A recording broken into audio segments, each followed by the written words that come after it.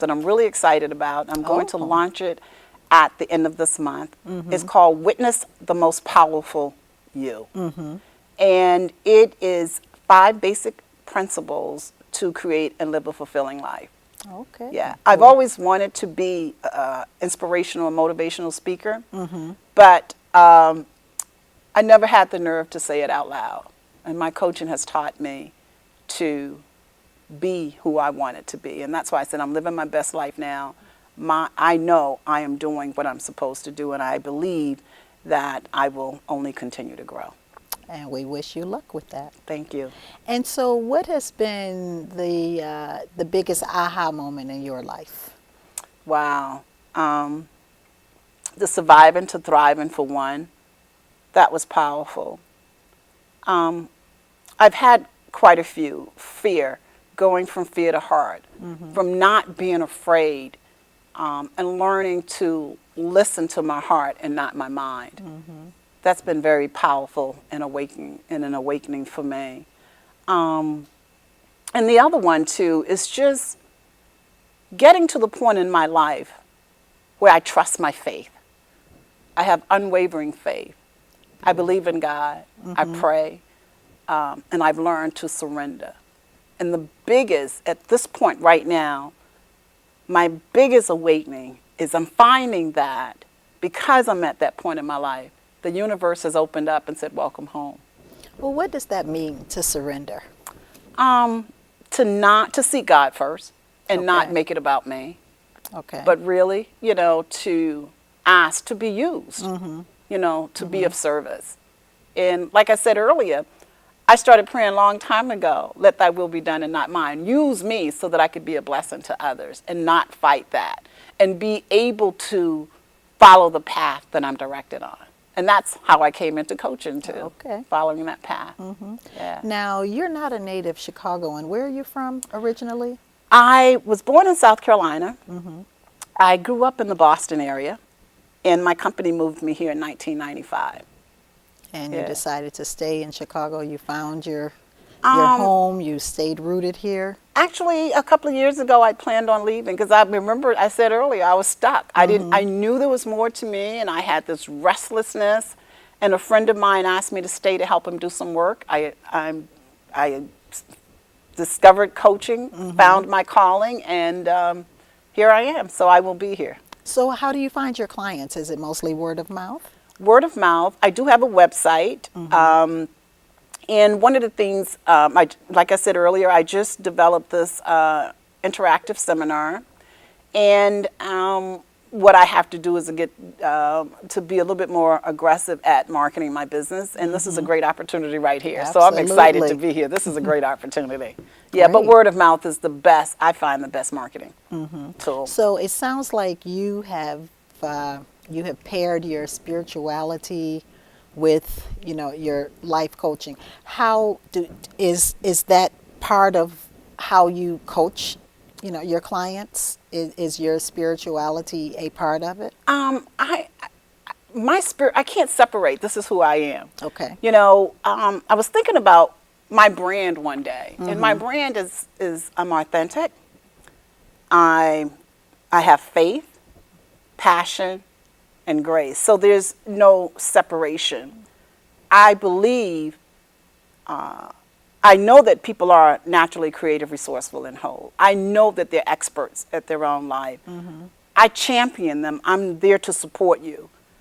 There is nothing more fulfilling to me is to see my client evolve and transform into the person they want to. And that's what it's really all about, transformational change, shifting beliefs, shifts in thinking, and really living a life where you're aligned with your values, your goals, and your purpose. Now, you just said your brand. Do you think, is branding something that we should all think in terms of ourselves, that we brand, I think of Rhonda, my brand, or is that something just for a corporation, for your business, or can individuals think of themselves as a brand? It's interesting that you should say that. Based on this interactive seminar, it's based on 5 principles awareness, and the awareness, what I take a look at is and help clients work through values, brand, and purpose. Okay. Yeah. Brand. Yeah. That's, So I do talk about brand because we do have a personal brand. I mean, with all the social media, we have a personal brand, whether we recognize it or not. So you can manage that brand, how you want to show up, and make sure that you show up consistently across all areas. Because you look at Google, LinkedIn, you have Facebook, you have all of this. I mean, you The can Google social anybody media. today. For sure. So that's one of the areas that I touch on in my interactive seminar, because I think that it is important for you not to only have values, but to have a brand and to show up how you want to show up. Okay. Do you think that, or do you find yourself just, coaching people when you're around people and they're, talking or acting a certain way? Do you find yourself, like sometimes a therapist may, encounter someone and say, okay, that person needs therapy. Do you do that? It's hard to separate. I do find myself listening at that level of a coach all the Okay. time. I try not to, because I don't want people to say, well, here she comes again, she's Right. going to coach me. Exactly. If someone asks me, then I will turn and ask them the powerful questions so that they have the answers. I don't give answers. I see. Through intuition and powerful questioning, I would ask. So if you ask me something, I would probably turn it into a question for you to do that inner awareness, for you Sure. to search So internally. you're not analyzing No. people, because boy, I would love to analyze Donald Trump. Wow. I would love to know what's going on. I mean, we pretty much know what's What's going going on on. because it Right. comes Yeah, out of his yeah, mouth. But, yeah. the pugnacious, the bombastic, and I'm like, does he need to talk to someone, lie on a couch? Well, I don't think Donald Trump, based on the person that I see, may need more than a coach, or maybe he needs a combination of both. But it would be interesting to know what's going on in his head, what causes him to respond a certain way, or what causes him to present himself a certain way. And that would be questions that I would ask, like, what's going on, what's causing you to speak out this way. Right, because I have spent, a lot of time over the last month analyzing him. Yeah, yeah. Even with my, no experience, but it's just, you just wonder, what makes people do the things they do and act the way they do, and not just him, with all the other, crazy things. But it's funny because going on. I go back to my own personal experience. Sometimes you do it out of fear, you don't even realize it, like acting in survival mode and not even realizing that I was in survival mode. Like you said, being defensive. Being putting up defensive those and not yeah, even that's realizing, true. having That's- to, what's interesting is thinking that I'm the strong black female, and in actuality, I built up all these walls and in survival mode. And what it prevented me from doing is thriving, because once I realized that, I was like, oh, I was able to breathe. I was able to let go. I don't have to do this anymore. It's okay to be vulnerable. It's okay to cry. It's okay Right. to fall back and ask people to help you. So once I was able to do that, I started to thrive. Yeah. Yeah. Okay. So, and with him, you never know. I mean, he's a billionaire, but maybe he's afraid of something Not too. as big a billionaire as he claims. Right. So they say, right. Yeah. Right. But so you don't have to be a millionaire to have a life to have a life coach. You don't have to have credentials, no. Right. But no, I'm saying if you want to seek a life coach, you used to when I first started hearing about the term, it was, Hollywood stars. Right, 2000 life coaches, right, that's how life coaches wealthy. became about, right. So anyone could have a life coach. It's an affordable luxury. Can you say that? It can be, but here's the thing too about coaching. And coaching is about confidentiality as well. I could be coaching you. You could be my client or my coachee, and no one would ever know unless you told them. because it's confidential. And that's one of the things that's so important to establish right up front is trust and confidentiality. What's said in the coaching sessions, stay in the coaching sessions. Are they recorded? The coaching No. sessions? Okay. No, I don't. Let me put it this way: I don't record mine. Okay. Yeah. And have people ever asked to have them videotaped? Is that something? No. No. No, I've Okay. never known that. No. The only time I recorded them is when I was going through certification. But you can't. I believe it's against the law to record anyone without Sure. their consent. Yeah. So. Sounds like a very interesting. I would, more so because of the self-discovery, that, you probably, have your own, like I said, those aha moments about your own self every Yeah. day. I'm a believer. Of course, I'm a life coach, but I have a coach too. Okay. And I have a coach now by choice. When I was going through certification, it was a requirement, but I have a coach by choice.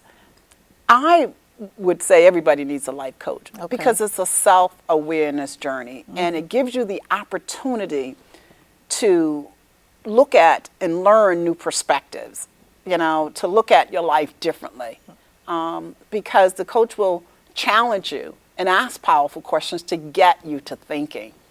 Okay. So. And how long do you need coaching for it to be effective? Well, it all depends on what the client wants to achieve. It all depends on the frequency of the coaching sessions. So it could be 3 to 6 months. It could be 6 months or longer. It all depends on what it is that the client wants to achieve. And I don't know if I asked you this. What about children? Are they candidates for life coaching? I haven't read anything about children and life coaching. That doesn't mean that we don't. I know there are teenagers. I know of several coaches that coach teenagers. Okay. But children, I'm not familiar with. I haven't ran across or read anything about children receiving coaching. I was just, it made me think about, I don't know if it's a fine line when, with mental illness, if maybe, some of the young people that have been diagnosed with mental illness, if maybe they just needed a life coach, at a certain point in their lives. Yeah. Because a lot of mental illness is not genetic. A lot of it is environmental. It doesn't all have to be, something that they were born with that was latent, and just the thought, something I was Anything thinking pertaining about. to illnesses, as a coach, I would have to refer the individual to someone who's qualified to, to treat that illness. Exactly. Yeah. But to your point, though, and I've read stories about, and this has nothing to do with coaching, about some of our young people it's the chemicals that are in the food that's causing them to act out. Absolutely. So as a parent, you have to be very vigilant about, being an advocate for your child. But but anything pertaining to illness, I would have to refer them to a physician or someone that could treat them. So at this point, do you plan on staying in Chicago? I plan on staying in Chicago. I'm really excited about the seminar that I've developed. I can't wait to kick that off at the end of the month, and there will be additional information on my website by the end of the month regarding that. But I could coach anywhere. I do Okay. plan to stay here long enough to get my business up and growing. But my coaching, I do coaching now basically over the telephone, so I can coach anywhere. As a matter of fact, when I was going through certification, one of my coaches, I had one supervisor that was in Canada. I had another supervisor that was in Switzerland. So you can coach from anywhere. Okay. Yeah. Sounds interesting. Yeah. I think I need to sign up. Yeah, I would definitely call me. I would be more than happy to give you a free coaching session, because Thank you. one of the things that's so powerful about coaching, and I really excited about, because it's all about the individual. I mean, we make no assumptions about the individual. Like I said earlier, each individual is creative, resourceful, and whole, capable of making their own decisions, and the expert of their own life. Well, how do you know that if you've been successful with a client? First of all, you establish goals when you start coaching, and there are external performance factors, indicators that you could look at, and internal success. So from a professional standpoint, some of the external factors you would look at, and then maybe it's something that the client is already measuring. You know, like, did they achieve their goals? Could be promotion, performance feedback. And some of the internal indicators of success is exactly what I just said about myself, being able to move forward and gaining greater self-confidence about myself. So there are different factors that you could, indicators that you could take a look at. Okay, and then how about, and you're open to referrals from one client to word of mouth, spreading the word? Yes, Okay. I will never say openly that a person's my client because that's that confidentiality. But if a client wants to refer me and say, I have this really good, great coach, and I think you could benefit from her coaching, by all means, I'm open. But I would never openly talk about any of my clients or openly say that I'm coaching a particular client. Sure. Well, Eva Kennedy, thank you. This has been very enlightening. I've learned some things myself, and I really appreciate you coming on. And we thank you for joining in and tuning in to Russ Meek Speaks, and we hope to see you again. Have a nice night. Thank you.